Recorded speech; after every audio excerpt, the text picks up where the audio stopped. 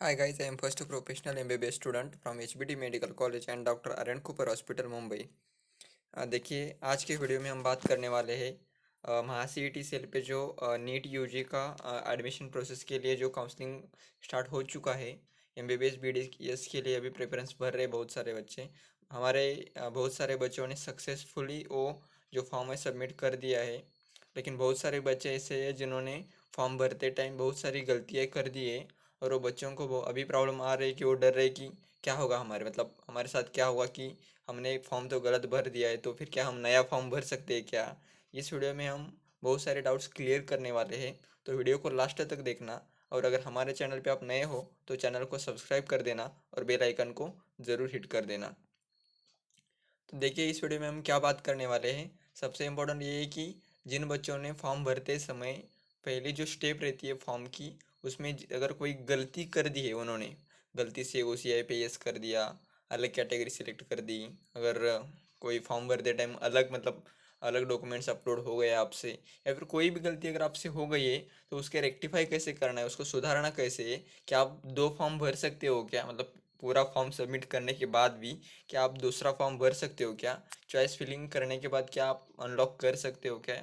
या फिर ये सारे जो डाउट्स बच्चों के मेरे पास आए थे, उन पूरे सारे डाउट्स को मैंने मिला करके ये वीडियो बनाया है, तो वीडियो को लास्ट तक देखना। चलिए हम वीडियो स्टार्ट कर देते हैं। ओके, देखिए सबसे पहला क्वेश्चन है, बहुत सारे बच्चों ने क्या कर दिया कि OCI मतलब, क्योंकि OCI जो जो होता है ना, ओवरसीज सिटीजन ऑफ इंडिया ना। ओके, उसके नीचे एक डोमेसाइल का ऑप्शन है।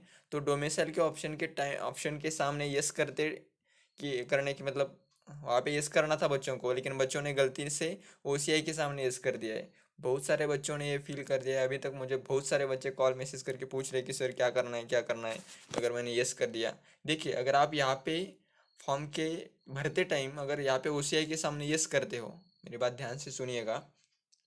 अगर आप OCI के सामने यस गलती से यस फिल करते हो, अगर फॉर्म सबमिट करते हो, तो कोई बात नहीं, आप एडिट नहीं कर सकते। लेकिन जब पेमेंट के बाद आप डॉक्यूमेंट अपलोड करोगे, तो OCI के सामने आपने यस कर दिया, इसलिए वहाँ पे OCI सर्टिफिकेट अपलोड करने के लिए मांगेंगे। तो आपको वहाँ पे क्या करना है, आज मेरी बात हो गई किससे कि वो जो महा CET सेल के ऊपर हेल्पलाइन नंबर रहती है, महा CET सेल के मेंबर के साथ मेरी बात हो गई, तो उन्होंने बताया कि ये सारे जो डाउट्स है कैसे सॉल्व करने हैं। तो देखिए आप तो दोबारा फॉर्म इस चीज़ के लिए मत भरना, भरना भी नहीं चाहिए आपने। तो आपको क्या करना है कि अगर OCI पे यस क्लिक करते हो, तो जहाँ पे OCI सर्टिफिकेट मांगा है उन्होंने, वहाँ पे कोई भी ब्लैंक पेपर ले लो, उसके ऊपर ले लो I have selected yes in front of OCI, वो जो नंबर है वहाँ पे डाल दो। आई थिंक 4.1 या ऐसा कुछ तो नंबर है। I filled by mistakenly yes in front of the OCI, I don't have OCI certificate, ऐसा आप ब्लैंक पेपर के लिख के वो छोड़ दे सकते हो। या फिर आप वहाँ पे कोई भी अपलोड मत कर देना, आपको इसी वजह से कोई भी प्रॉब्लम नहीं आएगी। देखिए अगर आपने यहाँ पे यस क्लिक कर दिया और वहाँ पे OCI सर्टिफिकेट अपलोड कर दिया, तो ही आप OCI के अंडर आते हो। तो जिन लोगों ने ये गलत किया है, तो उनको कोई डरने की बात नहीं। वहाँ पे अपलोड के टाइम पे आप दो चीज़ें कर सकते हो। पहली जो उन्होंने बताई थी वहाँ CET सेल वालों ने कि ब्लैंक पेपर ले लो, वहाँ पे ले लो, लिखो कि गलती से मैंने अपलोड कर दिया था। या फिर दूसरी, अपलोड ही मत करना। देखिए सेकंड जो बात बच्चों ने मुझे बहुत सारे बच्चों ने पूछी कि ऐसे ही OCI के सामने जैसे ये गलती से टिक हो गया, तो बहुत सारे बच्चे कैफे पे नेट कैफे पे फॉर्म भरते हो, तो वहाँ पे सर्वर प्रॉब्लम या फिर किसी भी गलती की वजह से वहाँ पे माइनॉरिटी के सामने यस कर दिया बहुत सारे बच्चों ने, लेकिन वो माइनॉरिटी के अंदर आते ही नहीं है। ओके, लेकिन वहाँ पे उन्होंने यस कर दिया, फॉर्म सबमिट कर दिया, अब एडिट नहीं कर सकते। ओके, मान के चलते अब आप एडिट नहीं कर सकते, तो आपको क्या करना है इस गलती के लिए, ध्यान से सुनिएगा। इस गलती इस गलती सॉरी इस गलती के लिए आपको क्या करना पड़ेगा, अगर आपने माइनॉरिटी के सामने गलती से यस कर दिया है, तो डॉक्यूमेंट के टाइम आपको माइनॉरिटी सर्टिफिकेट मांगेंगे। तब आपको वहाँ पे भी वही थेरी मतलब मतलब वही पॉइंट आपको कंसिडर करना है, वही आपको मतलब तरीका आजमाना है कि आप या तो फिर ब्लैंक पेपर अपलोड कर सकते हो, या फिर कोई अपलोड ही मत कर देना, दोनों भी चलेगा। वहाँ पे कोई मतलब कोई प्रॉब्लम नहीं आएगा आपको। ओके, थर्ड पॉइंट सबसे इम्पोर्टेंट है। देखिए अगर आपने NRI कोटा के सामने यस कर दिया हो, देखिए NRI कोटा मैंने पहले ही बोल दिया था, NRI कोटा जो रहता है स्टेट कोटा से बहुत अलग रहता है। अगर NRI कोटे की सीट आपको मिल गई, तो आपको बहुत सारी मतलब 50 लाख के ऊपर भी पर ईयर फीस पे करनी पड़ेगी, नहीं तो आपको सीट मिलेगी नहीं। ये रहता है एनआरआई कोटा का फंडा। तो आपको एनआरआई कोटा में जाना ही नहीं है किसी भी बच्चे को, अगर अफोर्ड कर सकते हो तो ही जाना है उसको। देखिए लेकिन बहुत सारे बच्चों ने गलती से एनआरआई के सामने यस कर दिया है। एनआरआई के सामने नो करना पड़ता है, लेकिन बहुत सारे बच्चों ने वहाँ पे यस कर दिया है। देखिए अगर एनआरआई के सामने आप ब्लैंक को छोड़ते हो तो कोई बात नहीं है, लेकिन वहाँ पे या तो नो लिखो या फिर ब्लैंक को छोड़ दो।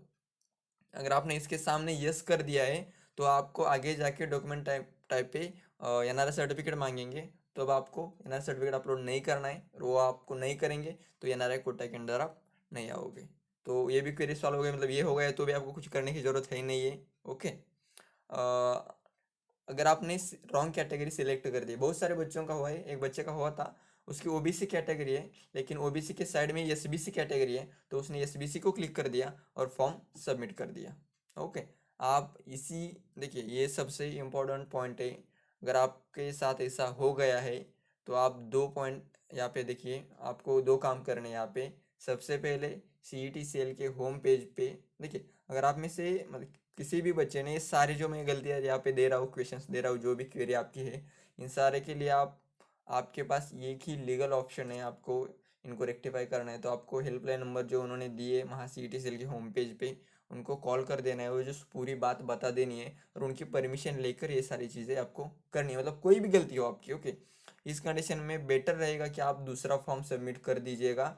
देखिए अगर आपने 2 या 3 अगर फॉर्म सबमिट कर देते हो, जो लेटेस्ट वाला होंगे वो लेंगे।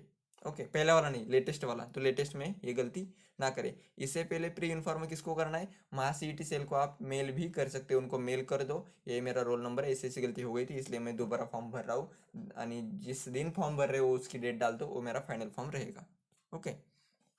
सेकंड, डेट ऑफ बर्थ, बहुत सारे बच्चों की डेट ऑफ बर्थ गलत होती है, क्योंकि वहाँ पे एक ऐसा कार्डबोर्ड साइज आता है, वहाँ पे सिलेक्ट करना पड़ता है। तो किसी बच्चों की गलती से कुछ तो सिलेक्ट हो जाता है, मैन्युअली डालोगे तो नहीं होगा, लेकिन सिलेक्ट करोगे तो हो जाता है। ओके। अगर बर्थ डेट गलत हो गई तो कोई बात नहीं, आप जब डॉक्यूमेंट्स अपलोड करोगे तो वहाँ पे आपके डॉक्यूमेंट रहेंगे। 10th का पासिंग सर्टिफिकेट आपको अपलोड करना है, उसके ऊपर डेट ऑफ बर्थ रहती है। आधार कार्ड देंगे उसके ऊपर भी रहेगी, मतलब जो जो देंगे उसके ऊपर रहती है, मतलब नॉर्मली, तो वहाँ से रेक्टिफाई हो जाएगी, उसका कोई टेंशन नहीं है। देखिए इसके बाद यहाँ पे देखिए, अगर आपने कोई कैटेगरी सिलेक्ट कर दी है लेकिन उसके डॉक्यूमेंट्स आपके पास नहीं है, मान लो ईडब्ल्यूएस, एससीबीसी के बहुत सारे बच्चे अब ईडब्ल्यूएस से फॉर्म एडमिशन ले रहे हैं, लेकिन उनको पता नहीं है कि स्टेट में ईडब्ल्यूएस के थ्रू एडमिशन लेने के लिए स्टेट का ईडब्ल्यूएस होना ज़रूरी है। बहुत सारे बच्चे उनके पास सेंट्रल का है, फिर भी उन्होंने ईडब्ल्यूएस कैटेगरी डाल दी है, लेकिन उनके पास डॉक्यूमेंट है ही नहीं। ओके, स्टेट का बहुत सारे बच्चों के पास, अगर आपके पास डॉक्यूमेंट है नहीं लेकिन आपने कैटेगरी सिलेक्ट कर दी है, तो भी आपको डरने की कोई ज़रूरत नहीं, क्योंकि अगर आपने जिस कैटेगरी जो भी कैटेगरी आपने सिलेक्ट कर दी है, उस कैटेगरी का सप्लीमेंट्री डॉक्यूमेंट आपको अपलोड करना होता है। अगर आप डॉक्यूमेंट अपलोड नहीं करते हो तो आपको ऐसे ही ओपन में धकेल दिया जाएगा। लेकिन यहाँ पे देखिए, अगर आप ओबीसी कैटेगरी से बिलोंग करते हो तो आप एससी मत चूज करना, क्योंकि वो तो गलती है, वो पूरी गलती है, उसके लिए आपको डबल फॉर्म भरना पड़ेगा, इन्फॉर्म करना पड़ेगा, मेल करना पड़ेगा। लेकिन अगर आप ओपन में हो लेकिन फिर भी कैटेगरी सेलेक्ट करते हो तो कोई डरने की बात नहीं है। ओके। वीडियो बहुत लंबा हो रहा है, कोई बात नहीं। नेक्स्ट पॉइंट क्या रहता है कि आपने एक और बहुत सारे बच्चे कॉल करके पूछ रहे, बहुत सारे बच्चों ने क्या किया, नेट वाले ने, कैफे वाले ने फॉर्म भर दिया, गलती हो गई, दोबारा फॉर्म भर दिया, दो दो फॉर्म हो गए, या फिर 3 3 फॉर्म भी बहुत सारे बच्चों ने भर दिया। फॉर्म भरने के बाद बच्चे कॉल करके पूछ रहे हैं कि सर क्या प्रॉब्लम होगा, क्या क्या डिस्क्वालीफाई कर देंगे, क्या ऐसा करेंगे। देखिए ऐसा कुछ भी नहीं होगा, आपने कितने भी फॉर्म्स फिलअप कर दिए हो, अगर किया है तो एक बार ही वहाँ सीटी सेल पे एक मेल भेज देना, नहीं तो उनको कॉल करके इन्फॉर्म कर देना कि हमने ऐसा किया है। प्रॉब्लम नहीं होगा मैं बोलता हूँ, लेकिन आपको एक बार इन्फॉर्म करना है। जो आपका लेटेस्ट रहेगा उसमें गलती नहीं होनी चाहिए, लेटेस्ट रहेगा उसको कंसिडर कर दिया जाएगा। उसके बाद ओके, ये देखिए, want to change in year marking, बहुत सारे बच्चों के कॉल आ रहे हैं कि सर मुझे ईयर मार्किंग गलती से रिजर्व सर सिलेक्ट कर दिया, ओपन करना है, ओपन कर दिया, रिजर्व सेलेक्ट करना है, चेंज करना है मुझे। देखिए ये जो डाउट है इसके लिए कोई भी यहाँ पे एडिट नहीं करेगा, क्यों नहीं करेगा मैं बताता हूँ।